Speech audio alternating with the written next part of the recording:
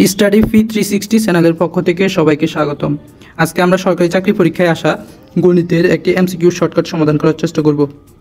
প্রশ্নটি হলো x + 1/x = 2 হলে x - 1/x এর মান কত? এখানে চারটা অপশন দেওয়া আছে। আমরা জানি a - b whole square = a + b whole square -4ab।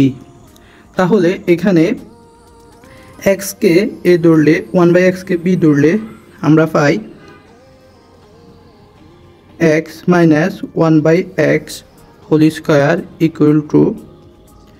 x + 1/x whole square -4x * 1/x।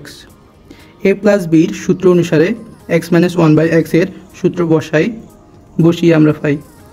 তাহলে x + 1/x এর মান দেওয়া আছে 2। তাহলে 2 উপরে হোল স্কয়ার আছে, হোল স্কয়ার -4ax হচ্ছে কাটা, তাহলে এখানে থাকে 1 = 2 উপর হোল স্কয়ার হচ্ছে 4 - 4 হচ্ছে 4 থেকে 4 বিয়োগ করলে আমরা পাই হচ্ছে 0।